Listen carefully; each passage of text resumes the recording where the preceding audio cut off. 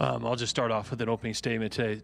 Certainly today is a tough day. You win game one and have a chance to win the series at home, and certainly don't find a way to win either game. I was proud of our guys in that second game when we were down 8-1. We came charging back.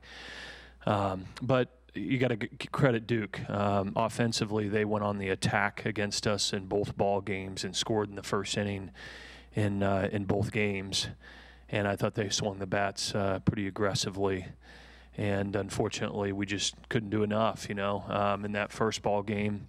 It was a 2-1 game. It was well pitched on both sides. And unfortunately, we just couldn't come up with a big hit. Had some opportunities, had the right guys up, there in the ninth inning with Morris and Rivoli up, and just couldn't get that clutch hit. And that happens. That's baseball. And then, unfortunately, Abbott gave up the 4 runs. We have a lot of confidence in him. That's why we put him in the ball game. The top of their lineup came up in the 7th inning, and just felt like, if we could hold them there, that we would have a chance to win it late. And credit them. They put some good swings on the ball against him. Maybe that had something to do with them seeing him in the first game. I'm not so sure about that though. He pitched a really great inning in the first game, but just couldn't seem to get him out there in the 7th inning. So. You touched on this a little bit, but were you encouraged by the offense showing a little bit more fight in the second game after the first game? Yeah, absolutely. Yeah, I mean, certainly to end the first game like it did is disappointing. But I told the team after the game that the sooner that they put that first game behind them, the better off they are. I don't think we did a real good job of that. It seemed like we could just kind of slept walk a little bit in the first half of the game, and then woke up there when they went up 8-1 and put together a big inning, and then scored another run in the 8th inning, but just couldn't do enough. It was too far out of reach. In the last play of the game, you have the tying run at the plate, and yeah. you see the ball, and it looks like the shortstop's going to catch it, and then he yeah. bobbles it, and then yeah. you're not sure if he catches it or not. What kind of emotions were going through your head? Well, I thought he probably caught it, but that's why we have this replay, and you want to make sure if it ends the game, and so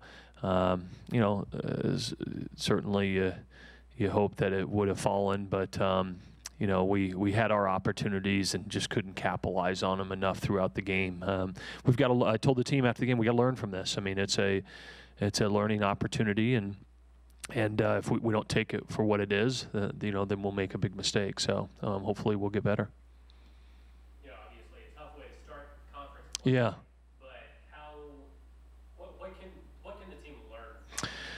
Well, I think what they can learn is what we've been talking about is in this league, the margin for error is very, very small. That a lot of times it comes down to the little nuances of the game and execution, and sometimes putting the ball in play, and sometimes being aggressive and getting your money's worth at the plate and making the plays defensively, and avoiding needless walks and things like that. In this league, you get exposed pretty quickly if you don't do the solid fundamental things, and we just didn't do enough of them today.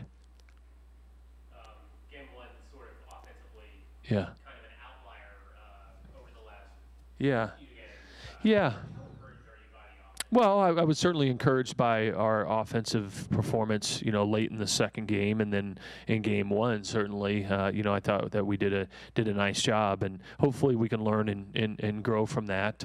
We need some guys that need to, accelerate a little bit and catch fire a little bit for us, and if we can do that, I think that we'll have a really, really good club.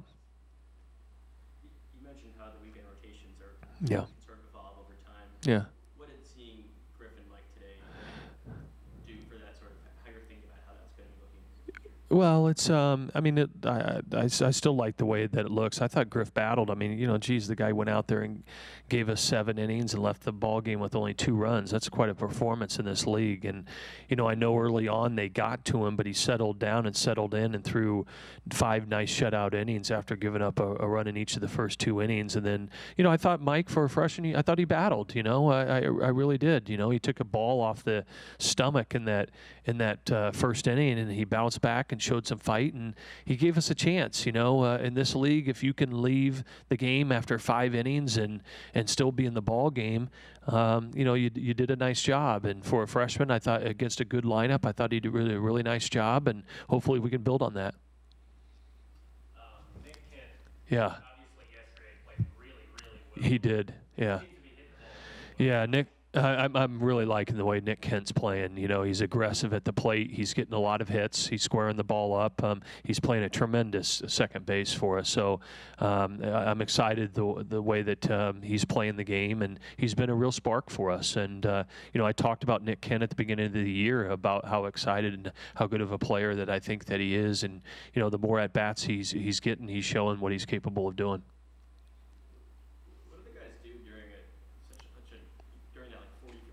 Yeah. Yeah, it actually goes pretty quick. I mean, you go 40 minutes, and you know you spend 20 minutes getting something to eat because it's a long day. Both teams do, and then you know about 20 minutes before the game, you get started again. You get your uniform changed and get out there and get loose again and get ready to play. And you know we've unfortunately we've already had plenty of experience with these double headers because of weather, and so unfortunately we couldn't find a way to win one of those games today.